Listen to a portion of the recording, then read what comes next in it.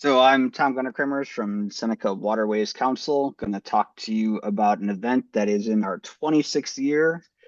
We figure this has got to be the event that's got the most patches at 500 distinct, more than 500 distinct designs and 600 patches. As sometimes we would put out a special order patch for collectors only. So I want to go through the history of the event because not only is this a great way to get kids into trading and has been very successful, it's probably the most popular event we have in our council, but it also is really big on activities. We've peaked out at over 700, I think, activities. I'll double check that when we get to that slide. But I know it was over 400 different activities. So over the years, we just kept adding activities and adding activities. And so a lot of the things you would typically see, everybody having a board with ropes over your feet and trying to walk together as a team of four, um, throwing a football through a target, all kinds of different stuff. Down to going to the shooting range or the archery range and earning points. And so I'll go over the event in case anybody wants to do a similar kind of event and talk about the patches, but also talk about the way that we've it's been run. Um, so the event started off up in Mendon Ponds in the upper left-hand corner of the map. That's really close to Rochester. It's one of our biggest parks. And has quite a big lake on it. So it's really good to run events. A lot of cross country events happen there, and both skiing and running. But it's a really great park and really great asset. But we only ran it there the first year until we took it to the camps.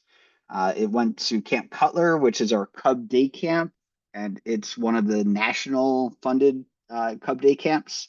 So we have some really cool assets there, a fort, a castle, two boats the Cubs can stay in, and we do our Cub Adventure camps down there too. So Cutler's not where we really have our summer camps. Those are up at Massawepie, which a lot of people have heard of, which is up in the Adirondacks.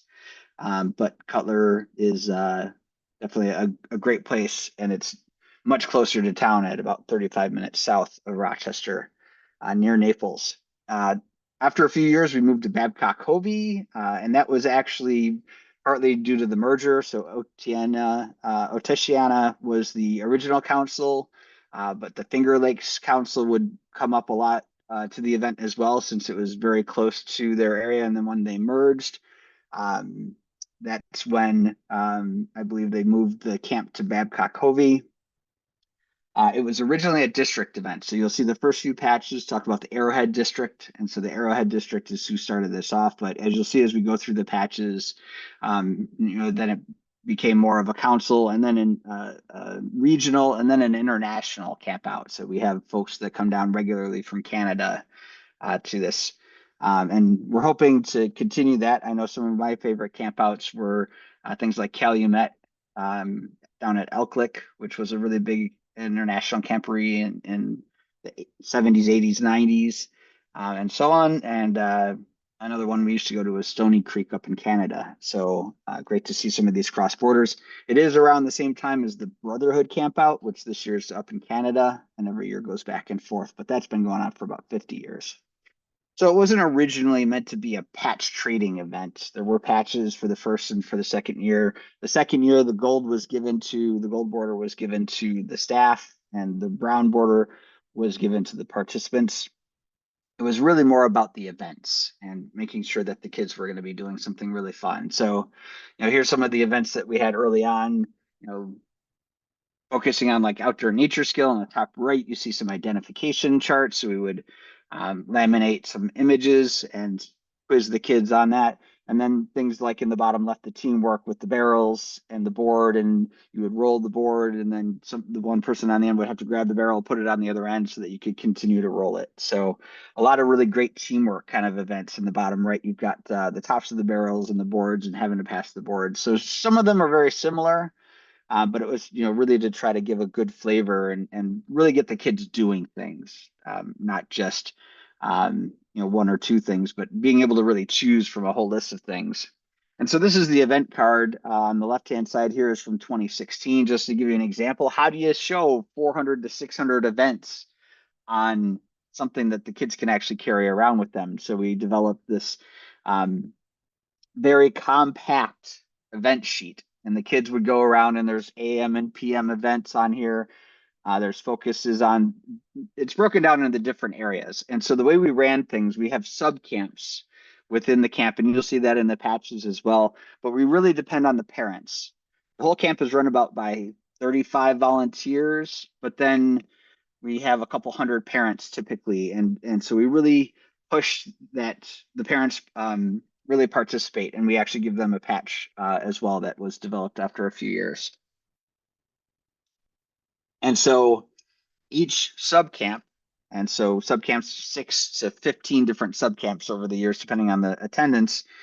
Each subcamp would be in charge of an activity set. So they might have 30, 50 activities that they would run, and those would be, say, the brown subcamp and the brown subcamp activities. And they might be in the morning, and then the green subcamp might be in the same area of the camp, but running a different set of activities in the afternoon.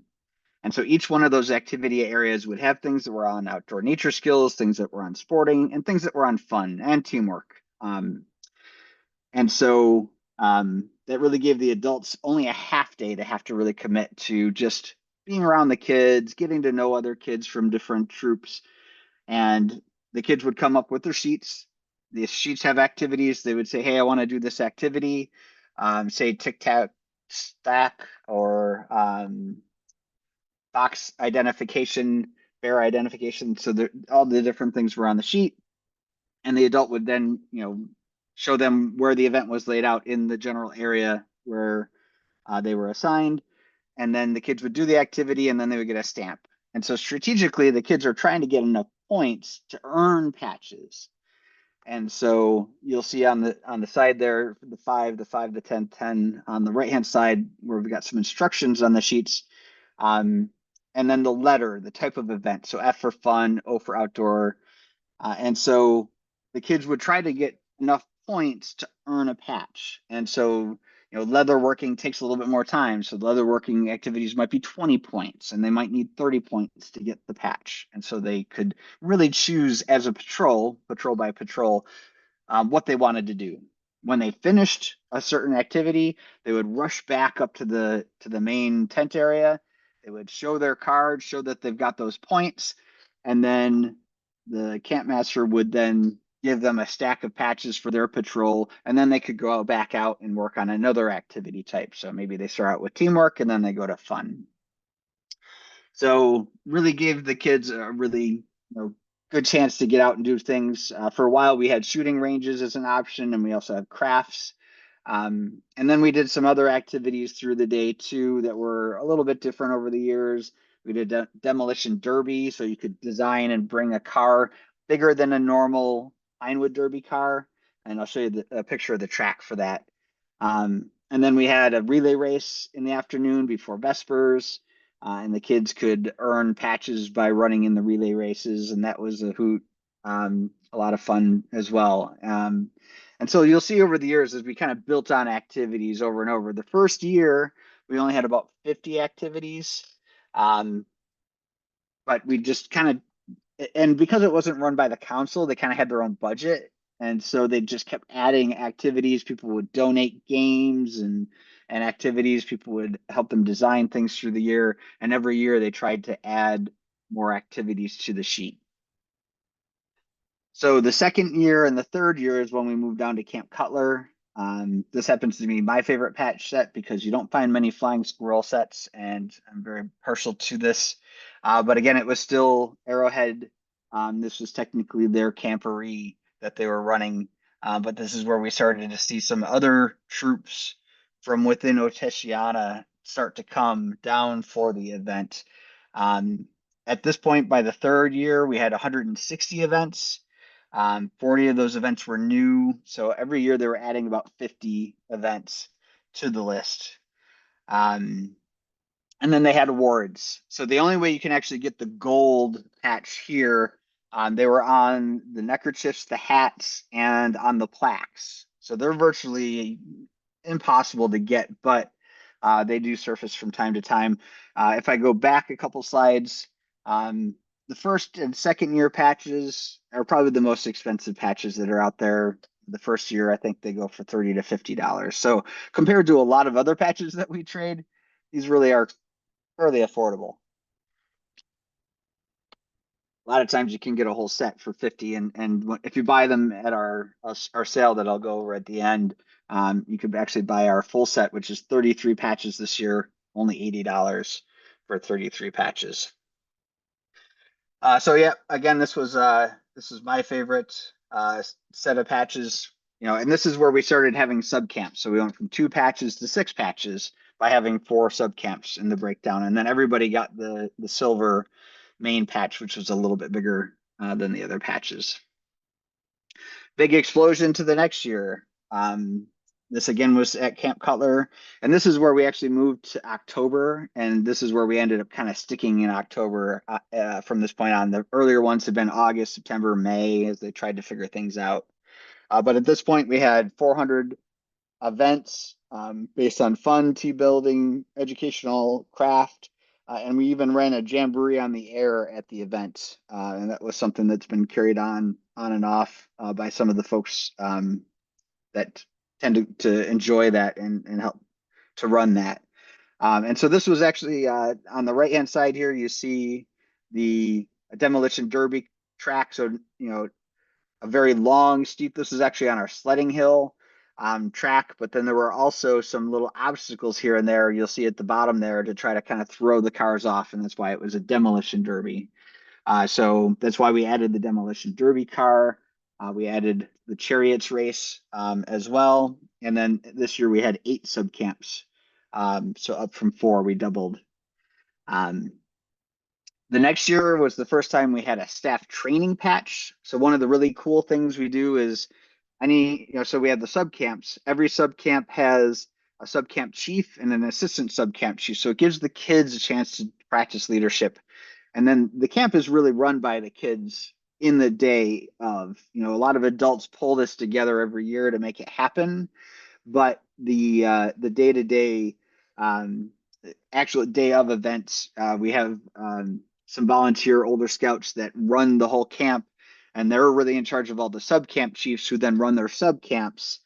Um, and so they also started doing camp inspections as a way to earn some awards. And so the program excellence in the top right corner, that would be on a plaque, and each sub camp you could win best inspection and best patrol. Best patrol was based on the sheets that we had and who scored the most points between the sheets. We had a quiz in some years, the camp inspection, and a few other things that would sum up to the total for the best patrol that you could earn that plaque. And then so you'll still see like my one kid's troop in their storage up on the wall. They still have plaques from CTC from years that they've won events. So it's really great because we get the parents involved, we get the kids involved. Some of the kids get to practice leadership. They come to get training, and what we do at training is we give them a gift grab bag. And over the years, we've been able to pull some old patches in. And so those kids are, they get really excited because now they've got a grab bag full of patches, and they might have one that's 10 or 15 years old. A couple of years ago, they were giving away the squirrels from the third. So at that point, it was a 20-year-old patch, and the kid would get it for free. One kid out of, the 20 or 30 that would show up to the training. But we also gave them a special patch for showing up to the training. So just trying to find ways to really get people excited about it. This is one of the only years where we actually had fully embroidered patches. Most of the time, the patches are not fully embroidered. They're usually around 80% embroidered, but in this year and a few other years, patches were still inexpensive enough. Today, we have a lot of them that are more 80%, more like an F series would be for a flat. Because the cost is just when you're buying, 33 patches, different patches. If you look at my order form today for the patches that we're ordering this year, I'm ordering almost 20,000 patches for this event. Half of those will be given, well, 2/3 of those will be given away, and a third of those will sell to pay for the other ones. So the sales are also very important because we like to give away patches. So when the kids show up, they get a back patch, which is in the upper left-hand corner, the poison dart frogs in this example. And then they get 2 subcamp patches so that they right away when they show up, they automatically have a patch they can trade. They can go to another subcamp and try to find somebody to trade subcamp patches. And that just gets the ball rolling for the whole weekend when they show up on Friday. Some more pictures here of the event on the right. Another picture of the evolving demolition derby cars. And then on the left side, this is the first year that we had a special patch that if you got a perfect score on your campsite inspection, that you could earn that patch as well. At this point, we backed down to 5 subcamps just to try to, because you always bit of a challenge to find people to volunteer to run the subcamps, and just kind of the fluctuations on sizes made a big difference as well. At this point, we're still about 210 events. And I think attendance, let me see if I can move this out of the way. I think we were around 500 people attended around this time frame. We did have a program excellence, and so that was usually the nicest patch, and again, that would go on the plaque. So the campsite inspection, we also added outdoor and nature skills this year. So if you did to really drive the outdoor nature skills, and that's why I see the picture of the kids looking at the picture activity number 46. That was really a good one to really, make sure that we're getting kids to really learn something and not just do fun activities. So that was the first event patch that we really had where the kids could go and do enough outdoor and nature skill events to be able to then earn a patch. And so the patch would then encourage them to really go out and do those specific activities, maybe over some of the ones that were more fun. And I should mention every year is a different theme. So the first year was the flying squirrels. This year we did deer. And you'll see the outdoor and nature skills actually typically going forward, you'll see an extinct word on there because typically that one we represented an extinct animal. In this case, it was the main patch that had the extinct giant Irish deer. So trying to have a little bit of a fun fact on some of the patches, just to again make it a little bit more educational as well. Next year, and I love this one. This is our wolf year. In the wolf year, we added a new teamwork. So we'd already done the outdoor nature skill. You'll see that that's an extinct wolf in that picture. But we added the teamwork in there, and we were back up to 6 subcamps. We had the chariot race and we had the drag derby patches as well. But the teamwork is the one on the bottom right with the pups, the wolf pups there. And so again, some different visuals of the activities. This is where we kind of brought in more sporting events this year as well. We were up to 570 people for the 7th. Again, it was mid-October. And the ever-evolving troop inspection scores were going on as well. The 8th, we added, we didn't add anything that year. We had 6 subcamps again. Another extinct animal, the blue walleye on the outdoor nature skill. But this was freshwater fish was the theme for this year. The next year, we added an event volunteer because we had all these adults and they were always volunteering and they're never getting to do anything to earn things. So we introduced the program event volunteer. That's the ring duck, third from the left up at the top. And this year we were actually back up to 9 subcamps as things started to grow. Over 1,000 people, so we almost doubled the size of the camp from the previous year.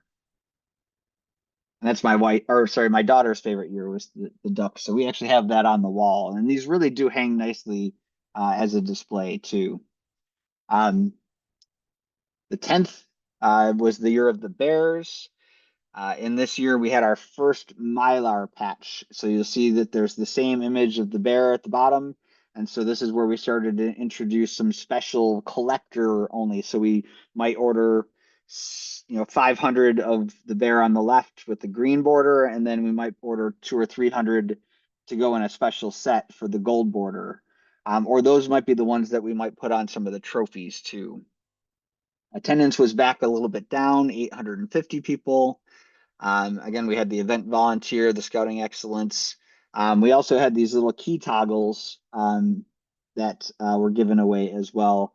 Not sure why they did that, but that was actually for teamwork skills um, as an extra thing that could be earned. There was also the three bears there that was also teamwork. So um, haven't quite learned all the history on everything. I've only been involved with this event for a few years, but um, 2009 we did sharks. And so this is where we started showing some of the ribbons as well that the kids could earn. And at this point, this was no longer really just a district event. At this point, it was being run by the district, but it was really meant to be for council. And we started having troops come from Albany, um, some troops coming from Canada. So it was really starting to grow in the number of people that were showing. And that's why we were up to 10 subcamps. About 900 people showed up to this event. The next year we did foxes, and we came out with a staff patch this year. And that was the first time we had one. I think that was a hanger so that the kids could put that on their uniforms right away to be identified as staff. We did also come out with some hats some years, some scarves some years for the staff to be able to wear as well. And so this year we were up to 12 subcamps. Well over 1,000 people, and this is where we started having Cubs come as well. So we have all these activities. Why not allow the Cubs to come out? So the Cubs would come out for the day, and they would just be able to enjoy some of the activities. And so 200 Cubs came out that first year, and at this point we were up to about 300 events. Oops. One of the most popular years with a lot of the kids is the year of the snakes, especially because all the kids love the back patch of the king cobra. It's probably the most popular. At this point, we're up to 12 subcamps. We added educational events as a patch that the kids could earn. We added crafts as a patch that the kids could earn. And then for all the staff that weren't staying with the troop, this is where we started having kids that had been coming to this event for 12 years and wanted to come back in their 20s and help run the camp. And so we started having a lot of kids that would come to be staff. And so not only did we have the staff patch, we actually added a staff subcamp patch so that they might be staying in a cabin or in a separate campsite, which was just staff over 18. And then they'd be able to get an extra patch as well. So the number of patches does continue to grow over time. Year of the Owl, another one of my favorites. We added a sports event as a patch, and because we started having so many Cubs come, we actually created a day camp, a day pass as well. So the upper right-hand corner, it doesn't actually say it, but I'm pretty sure that was the day pass. And again, that's why we also put a loop on that so that the kids could wear that. This year, the staff patch in the bottom right and bottom left, again, we came out with a Mylar special version as that started to develop as a thing that we did so that we had something that was extra special for the collectors as well. At this point, we were up to 400 events. And we had switched at this point. I should have mentioned a couple years before. This is where we had become Seneca Waterways. And that was in 2009, 2010 that we had that transition when we merged Finger Lakes and Noticiana. And so we moved to Babcock Covey. Babcock Covey was a great venue because it had a huge field that we could hold all of the subcamps. Even when we got up to 15 subcamps, we were dividing the field up and we still had room for kids to play football. And then around the big field was where all the campsites were for the summer camp. And so that's where we would run a lot of the activities areas. And then we had a trading patch tent where the kids could go in and trade patches too. And so we put up a dedicated like circus sized tent with 20 or 30 tables for the kids to come in and be able to trade patches, because at this point there were so many patches and the kids had been coming for a few years and trading was really starting to pick up. Over 400 events at this point. And this was actually Babcock Hovey's 75th anniversary. Unfortunately, the camp is now being sold. So we've actually had to move away from that camp.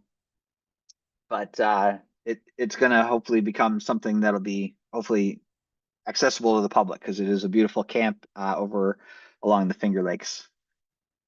15th challenge, we had this is as we continued to escalate the number of people coming. At this point, we had 1,680 people show up, setting a new attendance record. So at this point, obviously over 1,000 patches were made. We did have years where we were running out of patches, especially for some of the event categories. And so, it's always a challenge to try to figure out, well, what are the kids going to do event wise? Certainly just trying to make sure that everybody could earn something. We might give them some extra patches of some other sort if we ran out.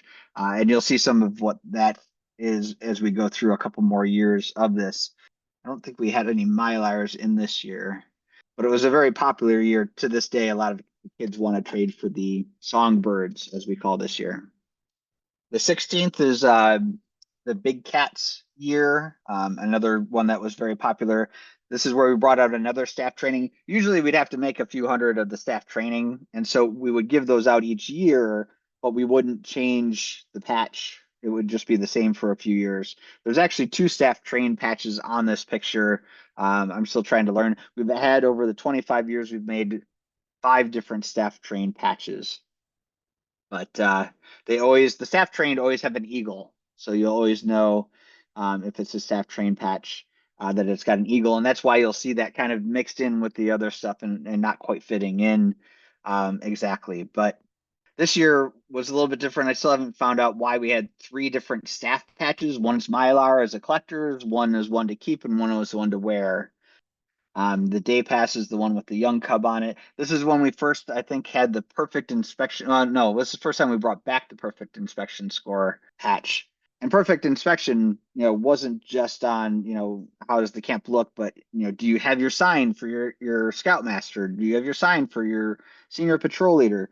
Do you have your setup for your wastewater dump into the ground with the leaves in the bag and the drainage? And so I forget what that's called, but it was a whole point system, and it wasn't very often that people would earn the perfect inspection. So I think we kept those and gave those over the years too. But the subcamps did continue to grow, and we had 1,718 people show up for this event. We were usually pretty lucky with the weather too. 17th, we had 1,785 people, but weather was a little bit cold. I actually just saw a scout walking around the other day with this blue tree frog in the bottom row. It was pretty popular. This is the first year that we did a special gold mylar border of the back patch. So the top left is the back patch, the top right is the special. And we also did the chariot race, a regular and a mylar. And so that became something that we did more and more, up to the point of having 5 or 6 mylar patches to make something a little bit more special. And those are typically only put into the full patch set if you buy it pre-sale before the year. We went back and repeated dinosaurs because they were so popular.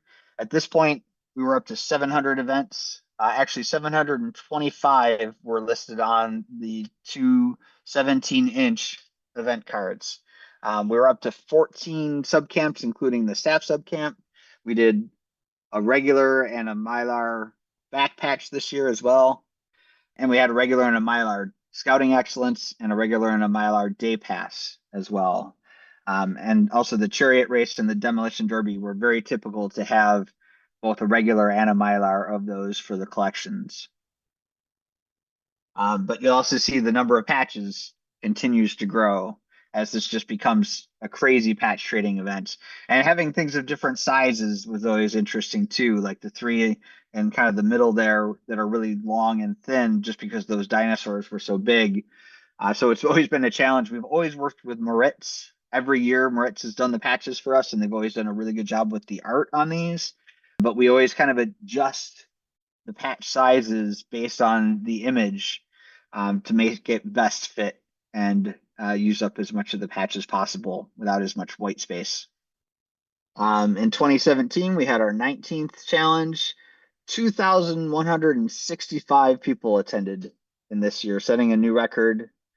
Girl Scouts, Boy Scouts, Scouts Canada, We had 750 events broken down into 24 areas, 12 in the morning, 12 in the afternoon, 28 patch designs, offered 8 special limited border patches. I think that's about the maximum that we had. And then the staff patch, one that just says CTC, that was a special glow in the dark thread as something to try a little bit different. And that was also on the hat and on the neckerchief that the staff was given. And in this case, it was the first time we really did a whole bunch of things, not as quite rounds, but ovals. And so all the event patches were ovals and all the sub camps were still square, except for the Scouting Excellence and the Derby down at the bottom there. But at this point, we had added the ranges event. So if you went and did, you had to do like 3 out of 5 between BB, shotgun, rifle, archery, and slingshot. And then you could earn that. And a lot of kids just love doing things like archery and slingshot. So it was really great for those kids. They might form up their own patrol and spend half the day just doing shooting ranges and then come back and do something else. Um, so, and fun events was something that we've got. That's probably the patch that goes the fastest because a lot of kids just love doing the fun events, and we do have all kinds of quirky, fun games they can do. We also had a sport event patch that was an option to earn as well. And so that was for like throwing footballs through targets or basketball, hockey games, all kinds of different things. When you have 750 events, you got to be pretty got to really think about what you're doing to come up with that many events. We did repeat the deer as well in the 20th year. So this is 2018. Again, 750 events, 2,000 people, Girl Scouts, Boy Scouts, and Scouts of Canada in attendance. This is, I think, when we started our first year having a special patch for the Canadian. So you'll see the beaver in there with the Canadian flag. So just as a special thank you for them coming out. They might be staying in a regular sub camp. We did feed some of the Canadians out of our dining hall that was used to feed the staff, just because it was a lot harder for them to bring food across the border. So a lot of times we would do that, but they would still get a sub camp patch and they would get a special one as a thank you. We would also give it out like awards for farthest traveled for a troop at the award ceremony and some other quirky things too. And you'll see here also all the event patches have a white background and the sub camps have a green background, except for the demolition derby also does. But this was another year we tried to have a Mylar back patch as well.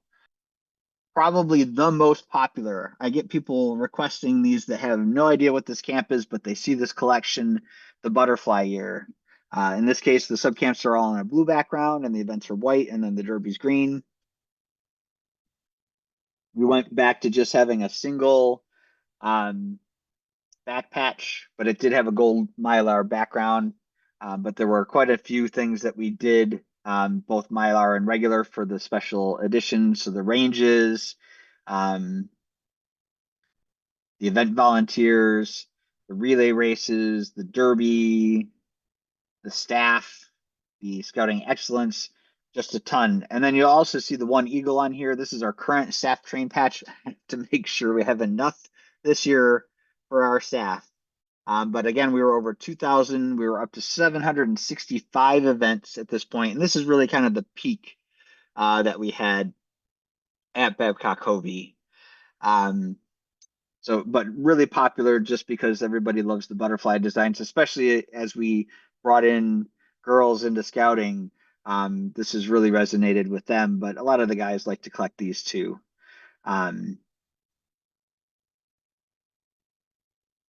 2020 was really disappointing. We had COVID. Everything was planned. Everything was ready. But it got canceled. So we did return back to Babcock Hovey in 2021. And this was the year of the Beatles. Attendance had started to drop a little bit. We know we lost a lot of scouts during COVID. And so this is kind of where we saw the numbers come back down to about 1,500.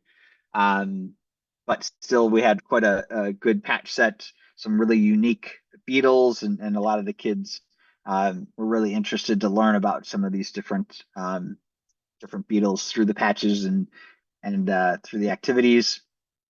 The last year we were at Babcock Hovey before the camp was put up for sale.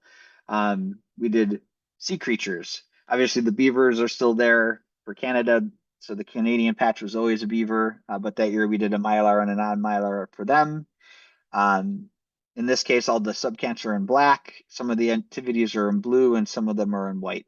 But there's some other things you'll notice that I haven't mentioned is there's a best patrol patch. I mentioned that earlier where we tally up their score sheets. Um, we tally up their inspection and a few other things. And so the troop that gets the best patrol will get a plaque, and then each kid in that patrol gets another patch. So if you go through the day, you can't earn every patch. Obviously, you can only earn your subcamp patch for the subcamp you're in, and then you have to trade. You can't If you do earn, one thing I haven't mentioned is we've got one here on the left-hand side that's a black background, but it isn't a subcamp, and that's the never give up. And so if you went out and you earned all of the other patches, the fun, the teamwork, um, the outdoor nature skills, the ranges, if you earned everything, then you could earn the never give up. We might get 50 kids that would actually, out of a couple thousand, that would actually do that. Um, Sometimes we did give out the never give up if we ran out of, say, fun event patches, because we would typically order the same amount of all the different patches, and if only 50 people were earning the never give up, um, then there would be some extra of those, but we might run out of fun because we might order 1,000 or so patches, and there's 2,000 kids, and half of them might easily do the fun events. So the never give up was pretty cool. There's the inspection one was another one that the patrol would earn a plaque with the patch on it, and then they would also each get their own patch. So you could earn all of the different event type things. You could earn the never give up. You could earn the best inspection. You could earn the best patrol. Um, and so that most of these you could earn, but you could never earn a full set. So of course we always have a store where the kids can go and buy, and not much more than what the patches cost. The kids can go and buy the patches. So $2 or $3 for a regular patch, $5 or so for a back patch if they wanted an extra one of those, or if they wanted to trade that for a previous year's back patch. 2023, we did moths because the butterflies were so popular. We went out and so Doug Reynolds is the gentleman who ran this camp for 25 years, and he did most of the design work with Moritz. And so he would go out and find images, and then they would do up the art. And they typically gave us 7 colors at least to work with for most of the patches that we did. And they've been really generous with us because, I mean, it is a 20,000 patch order. So it certainly makes sense. We did do a special patch this year. That's the Metamorphosis patch. And that was given out as part of the main set. But that was something that was because it was the year that we transitioned back from Babcock to Cutler for the first time. And so that was a kind of a special patch that Doug put together. But he was able to find a lot of very colorful moths to make it very similar to the butterfly year without necessarily repeating it. And so this has been a very popular year as well. Now, we did start to lose some events at this point. You'll see, I don't think we had a relay race this year, and we didn't do the demolition derby. It was just too challenging to try to do back at Cutler.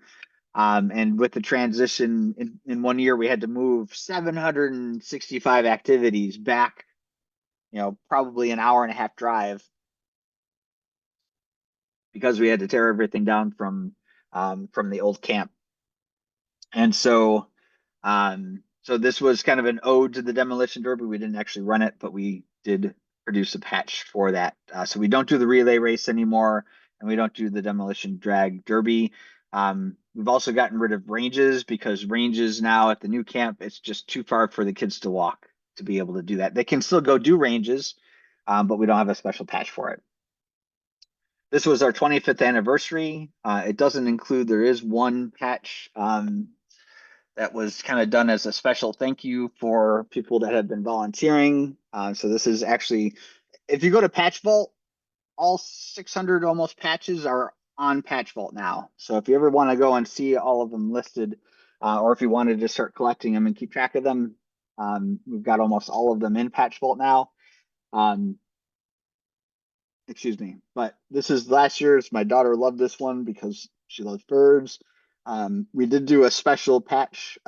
So the goat patch that I just showed you and the trophy patch in the middle, because they used to actually have a trophy that the top patrol overall for the whole camp could earn.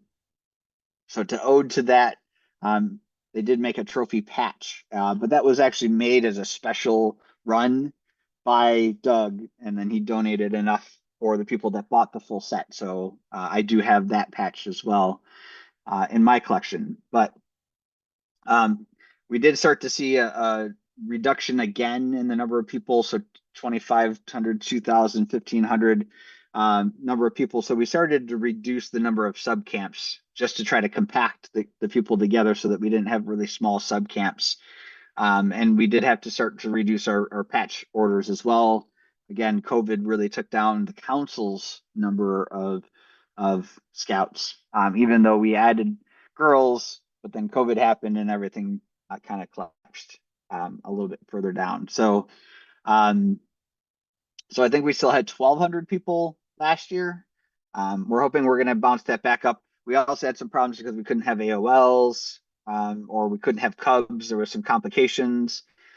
So I still have quite a few of the day passes because we didn't. We actually have to this year. We have to segregate the Cubs, and so the Cubs are going to have their own activity areas because they bring siblings and family members that are not in scouting, and so because of that, we've actually had to separate things out. So this is what we're working with for our design for this year. Our patch sale just went on sale. We're doing extinct animals to kind of ode to the idea of having one extinct animal, but also you'll see on here an ode to all the past years. So there's an owl that's extinct. There's a duck that's extinct. We've got a snake that's extinct, a frog. So there's a lot of kind of, I kind of wish this had been the 26th anniversary that we did the ode. But I'm actually the one doing the design for the first time. Doug had done all 25 years up till now. The mammoth, even though it looks small down there at the bottom, that's going to be the back patch. So it will be a 10-inch total. So I believe it's 6x4 patch. And this year we're going to try to introduce CSPs because the biggest problem is that when some of the kids are trying to trade these outside of the camp, people don't always want to trade a camp patch for a CSP. And so we're adding a couple of CSPs this year to see if we can try to